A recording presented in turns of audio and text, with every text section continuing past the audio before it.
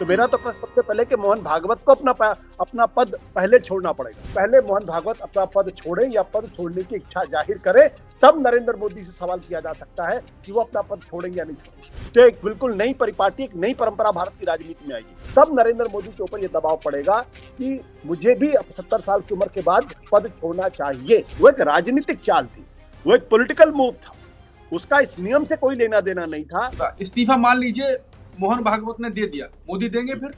2024 के चुनाव के बाद से मोहन भागवत लगातार नरेंद्र मोदी को संदेश देने की कोशिश कर रहे हैं। तब यह सवाल खड़ा होगा कि बिना मोहन भागवत के अगर संघ चल सकता है तो बिना नरेंद्र मोदी के भी संघ के भी बीजेपी और सरकार चल सकती है।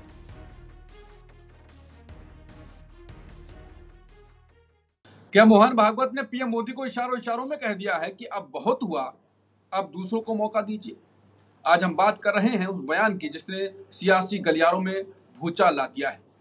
आरएसएस प्रमुख मोहन भागवत ने कहा है कि 75 की उम्र के बाद व्यक्ति को पीछे हट जाना चाहिए और दूसरों को मौका देना चाहिए।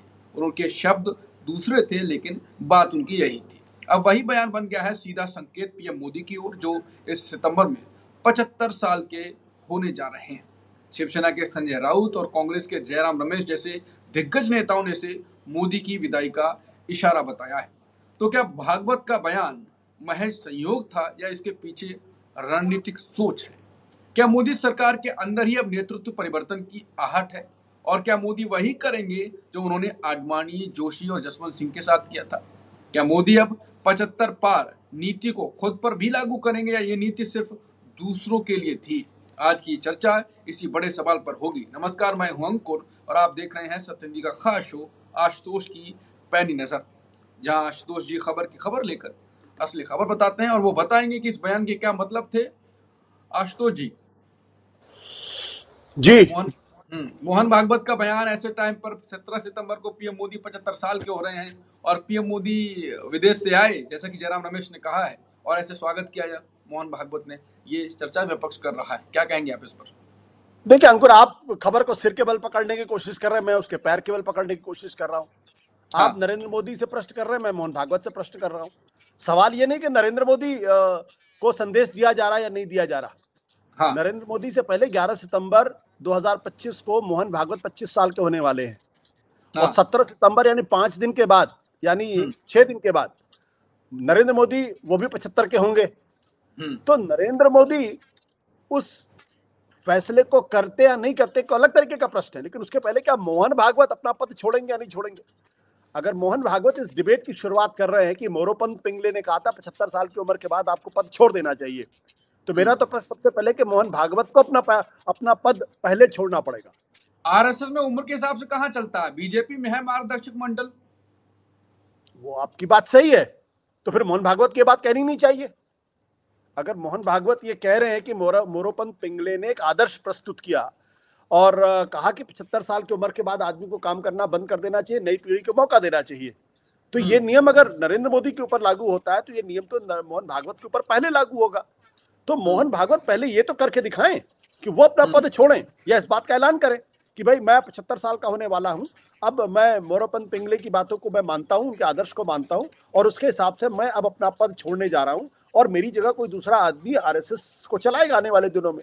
तो पहले मोहन भागवत इस नियम का पालन करें। अगर वो इस नियम का पालन नहीं करते तो उन्हें इस बात का कोई अधिकार नहीं है कि वो नरेंद्र मोदी या भारतीय जनता पार्टी आरएसएस के दूसरे लोगों को ये भाषण दें या पिलाएं कि आप 75 साल होने के बाद अपने पद को छोड़ दीजिए। इसलिए मेरा सवाल, आप उस सवाल को सिर के बल पकड़ना चाहते हैं, मैं उस सवाल को पैर के बल पकड़ता हूं और तब मेरा कहना है कि पहले मोहन भागवत अपना पद छोड़े या पद छोड़ने की इच्छा जाहिर करे, तब नरेंद्र मोदी से सवाल किया जा सकता है कि वो अपना पद छोड़ेंगे या नहीं छोड़ेंगे। आप तो वो बात कह रहे हैं जो शायद अगर पीएम मोदी ने ये बयान जो सुना होगा तो उनके मन में भी यही वो सवाल आया होगा कि तो क्या लगता है पीएम मोदी भी इशारों में कुछ कह सकते हैं? क्योंकि वो संसद में तो कह चुके हैं, जहां तक मुझे याद है लोकसभा की बात है, कि वो तीसरे कार्यकाल की बात कर चुके हैं घुमा फिरा के, कि वो लंबा जिएंगे, जब लंबा कार्यकाल में रहेंगे जब तक सरकार ये भारत यहाँ पहुँच ना जाए वहाँ पहुँच ना जाए। तो उसका साफ साफ दिख रहा है कि तीसरे कार्यकाल की वो बात कर रहे हैं। तो इशारों में वो मोहन भागवत पर भी सवाल उठा सकते हैं क्या? नहीं, अब वो सवाल उठाते हैं नहीं सवाल उठाए एक अलग तरीके का प्रश्न है। देखिए एक बात समझना पड़ेगा, भारत की राजनीति में बिल्कुल नए तरीके का प्रयोग होगा। अगर वाकई में मोहन भागवत 75 साल की उम्र में पद छोड़ देते हैं और उनके बाद एक नरेंद्र मोदी 75 साल के होने के बाद पद छोड़ देते हैं, तो एक बिल्कुल नई परिपाटी, एक नई परंपरा भारत की राजनीति में आएगी। क्योंकि उनके पहले जब अटल बिहारी वाजपेयी और लाल कृष्ण आडवाणी दोनों ने 75 साल की उम्र में आने के बाद अपना पद नहीं छोड़ा था। अटल बिहारी वाजपेयी तो लगभग 80 के हो गए थे, तब भी प्रधानमंत्री के पद पर वो बने हुए थे और उनके बारे में कहा जाता था कि उनके पैरों में दिक्कत है, उनको चलने में दिक्कत हो रही है और कभी कभी वो भूलने भी लगे थे। लाल कृष्ण आडवाणी 2009 का चुनाव उन्होंने प्रधानमंत्री पद के उम्मीदवार के तौर पर लड़ा था और जब 2014 में भी वो लोकसभा के सदस्य बने थे तब उनको मार्गदर्शक मंडल में डाला गया था और उस वक्त एक नियम, अघोषित नियम ये था कि जो आदमी 80 साल की उम्र का हो जाए उसको फिर अपने पद से छोड़ देना चाहिए और मार्गदर्शक मंडल में चले जाना चाहिए। तब लाल कृष्ण आडवाणी, मुरली मनोहर जोशी और दूसरे नेताओं को उसमें डाला गया था। तब ये कहा गया था। प्रश्न उस बात का नहीं है, प्रश्न इस बात का है कि अगर जो बात मोहन भागवत कह रहे हैं क्या उस पर वो अमल करेंगे खुद या नहीं करेंगे। अगर खुद अमल करते हैं तब तो उन्हें दूसरों को भाषण देने का, दूसरों को सबक सिखाने का अधिकार है।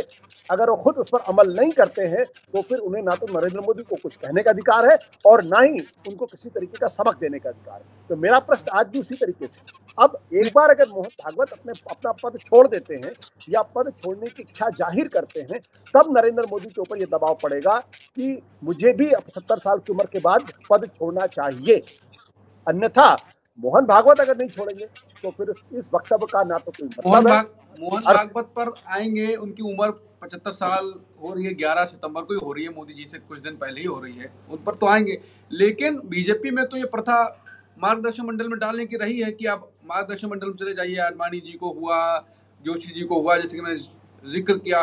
तो अब मोदी जी का नंबर आ गया है और ये बहुत दिनों से चर्चा चल रही थी, मोदी जी पे लगातार सवाल उठाए जा रहे थे। तो और संघ का बयान 2 महीने पहले, बिना सोचे समझे तो बयान आता नहीं है संघ का, बहुत स्लो आता है और स्लो आया है तो फिर कुछ तो इसके मायने होंगे ना होंगे। देखिए आप जो बात कह रहे हैं आपकी बातों में दम है, लेकिन ये मत कहिए कि मार्गदर्शक मंडल में लाल कृष्ण आडवाणी को इसलिए डाला गया था क्योंकि उनकी उम्र हो गई थी। वो एक राजनीतिक चाल थी। वो चाल ये थी कि नरेंद्र मोदी को ये लगता था कि अगर मुझे अपने तरीके से, अपने हिसाब से अगर सरकार चलानी है तो फिर मुझे लाल कृष्ण आडवाणी, मुरली मनोहर जोशी जैसे वरिष्ठ लोगों का साथ नहीं चाहिए। उनके मन में जरूर निश्चित तौर पर रहा होगा कि अगर ये दोनों लोग बने रहे तो फिर, क्योंकि ये दोनों लोग न केवल उम्र में उनसे बड़े हैं बल्कि एक तरीके से दोनों ही, लाल कृष्ण आडवाणी और मुरली मनोहर जोशी उनके लिए गुरु के समान थे। और बल्कि लाल कृष्ण आडवाणी ने तो नरेंद्र मोदी को जब को एक तरीके से मेंटर के तौर पर उनको आगे बढ़ाया। जब गुजरात में वो मुख्यमंत्री थे और गुजरात दंगों के बाद उनके हटाने की बात चली थी तब लाल कृष्ण आडवाणी ने ही दरअसल नरेंद्र मोदी को मुख्यमंत्री पद से हटने से बचाया था। तो इसलिए वो गुरु शिष्य का रिलेशनशिप था। लेकिन जब शिष्य उस पद पर पहुंच गया तो फिर शिष्य ने यह तय कर लिया कि उन्हें अपने मामलों में गुरु की किसी भी तरीके का दबाव बर्दाश्त नहीं करना है और अगर वो अपने हिसाब से चीजों को चलाना चाहते हैं फिर तो लाल कृष्ण आडवाणी को परिदृश्य से हटना पड़ेगा। वो एक राजनीतिक चाल थी, वो एक पॉलिटिकल मूव था। उसका इस नियम से कोई लेना देना नहीं था कि 75 साल की उम्र होने के बाद या 80 साल की उम्र होने के बाद लोगों को स्वाभाविक तौर पर अपना पद छोड़ देना चाहिए या राजनीति से इस्तीफा दे देना चाहिए। वो उसके पीछे कोई, क्योंकि उनके पहले ऐसा कोई नियम, ऐसा कोई मार्गदर्शन मंडल कभी बीजेपी के अंदर बना नहीं और आरएसएस के अंदर भी ऐसा कोई नियम नहीं था। बल्कि आरएसएस के अंदर तो नियम ये था कि जो सरसंघ चालक होते हैं वो ताउम्र सरसंघ चालक रहते हैं। अब उसमें बाला साहब देवरस ने, फिर रज्जू भैया ने और उसके बाद सुदर्शन ने, ये तीनों जो सरसंघचालक थे, इन्होंने अपना पद छोड़ा। लेकिन तीनों ने 75 साल की बात अपना पद छोड़ा और तीनों ने ये रियलाइज किया था कि अब उनकी शारीरिक स्थिति ऐसी नहीं है, वो अब बीमार हो गए हैं, लिहाजा वो पद के साथ न्याय नहीं कर सकते। तो बाला साहब देवरस से 79 यानी 69 साल की 69 साल की उम्र में उन्होंने पद छोड़ा था। तो ऐसी कोई परंपरा नहीं थी।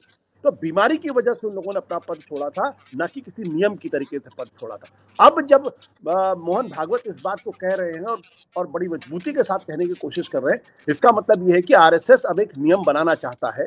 वो नियम यह है कि जो भी व्यक्ति 70 साल का हो जाए उसको राजनीतिक जीवन से या दूसरे तमाम पदों से इस्तीफा दे देना चाहिए। इसका मतलब ये नहीं है कि वो पद छोड़ने के बाद बिल्कुल पूरी तरीके से वनवास चले, ऐसा नहीं। वो सलाहकार की भूमिका में रह सकते हैं, वो कुछ दूसरे काम भी कर सकते हैं। मोहन भागवत जो है वो आरएसएस का पद छोड़ने के बाद भी वो कुछ और काम भी कर सकते हैं, लेकिन उस उम्र पर नई पीढ़ी को आना चाहिए, तभी नई दृष्टि मिलेगी और नए तरीके की सोच आगे बढ़ा पाएगी। आपको क्या लगता है कि जो मैंने बात कही, ये भागवत का संदेश मोदी को है या नहीं है? बिल्कुल बिल्कुल, इसमें जो बात तो आप कह रहे हो सही है। तो अगला भागवत सवाल नरेंद्र इसमें मोदी ये है, को ही अगर संदेश उनको देने की संदेश कोशिश है, कर रहे हैं। अगर ये देखिए, मोदी जी को संदेश है, 2024 के हाँ, चुनाव के बाद से मोहन भागवत लगातार नरेंद्र मोदी को संदेश देने की कोशिश कर रहे हैं। उनके हाँ, बीच में एक तरीके की तल्खी भी दिखाई पड़ रही है। आपको याद होगा कि 4 जून को नतीजे आए थे और उसके फौरन बाद उन्होंने कहा था कि जो स्वयं सेवक होता है उसमें अहंकार नहीं होता। हाँ, अब तो कुछ लोग अपने आप को ईश्वर भी मानने लगे हैं। हाँ, इस तरीके की बातें बातें उन्होंने की थी। तो वो लगातार जिस तरीके से 2024 का कैंपेन था, उसमें आरएसएस को लेकर जेपी नड्डा ने जो बयान दिया था कि अब बीजेपी पूरी तरीके से सक्षम हो गई है, यानी संदेश ये था कि अब उसे आरएसएस की जरूरत नहीं है। ये तल्खी वहां से भी निकलती है। दूसरी जो प्रॉब्लम आरएसएस को है कि नरेंद्र मोदी ने प्रधानमंत्री बनने के बाद जो पर्सनालिटी कल्ट है, पूरी तरीके से उसको बहुत आगे बढ़ाया। संगठन पीछे छूटता चला जा रहा है और अगर पर्सनालिटी कल्ट बढ़ेगा और संगठन कमजोर होता जाएगा तो लॉन्ग रन में बीजेपी को भी नुकसान होगा और संघ को भी नुकसान होगा। जो तीसरी बात थी वो ये कि मोदी ने एक तरीके से अपने कार्यकाल के दौरान संघ को जरा भी, संघ की जो टॉप लीडरशिप थी उसको जरा सी भी तवज्जो नहीं दी। ये बात भी उनको तल्खी देती थी। नरेंद्र मोदी जब गुजरात के मुख्यमंत्री थे उस वक्त भी उन्होंने संघ को पूरी तरीके से, संघ से जुड़े हुए जो तमाम संगठन थे उनको एक तरीके से बिल्कुल खंडित कर दिया था और वहां वही होता था जो नरेंद्र मोदी खुद चाहते थे। ये बात संघ में कभी भी स्वीकार्य नहीं है, क्योंकि संघ कलेक्टिव लीडरशिप में चलता है। संघ संगठन को महत्वपूर्ण मानता है। संघ व्यक्ति के साथ रिश्ता तो रखता है, लेकिन व्यक्ति प्रमुख हो जाए, संगठन द्वयम दर्जे पर आ जाए, वो इसको नहीं मानता। मोहन भागवत को यह लगता है कि नरेंद्र मोदी जब तक है तब तक तो बीजेपी का विकास हो रहा है, विस्तार भी हो रहा है, लेकिन उसकी वजह से कुछ बहुत ही बुनियादी दिक्कतें, कमजोरियां बीजेपी में भी आ रही हैं और आरएसएस में भी आ रही हैं। लिहाजा इस पर्सनालिटी कल्ट के जरिए आप एक सीमा के बाद आगे नहीं जा सकते और नुकसान होगा। वो इसी सोच के तहत उन्होंने नरेंद्र मोदी पर 2024 के चुनाव के बाद हमले किए बिना नाम लिए और अब वो उसी ओर इशारा कर रहे हैं कि अब आप अपना पद छोड़ दीजिए, आपकी जगह कोई नई लीडरशिप आनी चाहिए बीजेपी में। ठीक है। आखिरी सवाल, ये तो साबित है 2024 के चुनाव के बाद ही साफ साफ ही तो कि मोहन भागवत, आरएसएस और बीजेपी के बीच बात पूरी तरीके से जो मतभेद तो हैं और तल्ख टिप्पणियां भी होती रही। नड्डा ने भी कहा था कि हमें बीजेपी अलग उनका है और संघ से हम उनके वो नहीं है, तो उससे भी सवाल उठे थे। आगे आपने जब कहा कि आडवाणी और इन लोगों को हटाया उम्र के हिसाब से नहीं गया था, उनकी चाल थी और वो चाल अब लगता है कि भागवत उनके खिलाफ है, मोदी के हटाना चाह रहे हैं, बातों से लग रहा है। तो मोदी जी ने उधर चाल चल के हटाया था, तो अब रहने के लिए भी कोई चाल चलेंगे, भागवत को अपनी चाल से बीट तो करेंगे, नहीं कर देखिए, पाएंगे? अभी कहना बहुत मुश्किल है। नरेंद्र मोदी बहुत पावरफुल है, बहुत पावरफुल प्राइम मिनिस्टर है, बीजेपी में भी बहुत पावरफुल है, आरएसएस में भी उनकी जमीन बहुत मजबूत है। तो ये कह देना कि सिर्फ मोहन भागवत कह देंगे कि और नरेंद्र मोदी इस्तीफा दे देंगे, अभी इस बात को थोड़ा सा परखने की जरूरत है, इस बात की थोड़ा परीक्षण करने की जरूरत है। लेकिन एक मूव जरूर मोहन भागवत की तरफ से है, आरएसएस की तरफ से है कि 75 साल की ये भूमिका जो है अब अंतिम नियम होना चाहिए। लेकिन उसके पहले मैं फिर दोहरा देता हूं, इस नियम का पालन वो नरेंद्र मोदी से या बीजेपी से तब करा सकते हैं जब वो खुद उस नियम का पालन करते हुए दिखाई पड़े और खुद 11 सितंबर 2025 के पहले या उस दिन अपने पद छोड़ने का ऐलान करें और अपने किसी उत्तराधिकारी के बारे में कहें। अगर उन्होंने, मान लीजिए, आपका जो बहुत देर से आप शुरुआत से यही कह रहे हैं कि मोहन भागवत पहले खुद दें इस्तीफा मान लीजिए मोहन भागवत ने दे दिया, मोदी देंगे? फिर दबाव पड़ेगा उनके ऊपर, तब दबाव पड़ेगा और तब नैतिक दबाव पड़ेगा। देखिए, मोहन भागवत आज पूरी तरीके से स्वस्थ है। मोहन भागवत के साथ किसी तरीके की कोई बीमारी नहीं है। मोहन भागवत मेंटली बहुत अलर्ट हैं। मोहन भागवत संघ को एक दिशा देने की कोशिश कर रहे हैं। अगर वो अपना पद छोड़ते हैं और उनकी जगह कोई नया आदमी आता है, तब ये सवाल खड़ा होगा कि बिना मोहन भागवत के अगर संघ चल सकता है तो बिना नरेंद्र मोदी के भी संघ के भी बीजेपी और सरकार चल सकती है। तो ये एक नैतिक दबाव नरेंद्र मोदी के ऊपर होगा और संघ के अंदर से भी दबाव आएगा और बीजेपी के अंदर से भी दबाव आ सकता है। आपको लगता है कि मोदी को, अगर वो इतने नाराज चल रहे हैं, तो मोदी को हटाने के लिए पहले खुद की वो देंगे, पद से हटाएंगे खुद को? अगर मोहन भागवत ऐसा नहीं करते हैं तो फिर तो नहीं हटा मोहन पाएंगे। भागवत को सुनेगा कौन? फिर तो इसका इस पूरी डिबेट का कोई अर्थ ही नहीं है। इसका मतलब ये कि मोहन भागवत के मन में कुछ है और मुझे ऐसा लगता है जैसे कि वो देर सवेर वो इस बात का ऐलान करेंगे कि वो अपना पद छोड़ने वाले हैं। बिल्कुल, तो यहीं पर ये सबसे खास बात यही रही कि मोहन भागवत अपना पद छोड़ने वाले हैं। उसके साथ ही सवाल ये है कि अगर मोहन भागवत ने पद छोड़ा तो उसके बाद मोदी जी पर एक नैतिक दबाव तो पड़ेगा, जैसा कि आशु जी ने कहा, और वो दबाव अगर पड़ा तो फिर मोदी जी क्या पद छोड़ेंगे, और मोदी को हटाने के लिए मोहन भागवत को पहले पद छोड़ना पड़ेगा। क्या ये दांव चलेंगे? वो तो अब यही है कि आने वाले वक्त में तो देखेंगे, क्योंकि बयानबाजी तो हो रही है, 2-3 महीने की बात है, उसमें और साफ साफ सच्चाई उजागर होने लगेगी। कुल मिलाकर सत्य हिंदी का शो ये आप यहीं पर खत्म करते हैं, और बाकी सत्य हिंदी के शो देखने के लिए आप जुड़े रहिए हमारे साथ। उसके लिए आप सब्सक्राइब करें और बेल आइकॉन का बटन भी दबाएं, जिससे आप हमें नोटिफिकेशन हमारा वीडियो अपलोड होते ही पा जाएं। और दूसरा सत्य हिंदी का एक ऐप है, उसे डाउनलोड करें, जिसमें आप खबरें भी पढ़ें और वीडियो भी देखें। नमस्कार।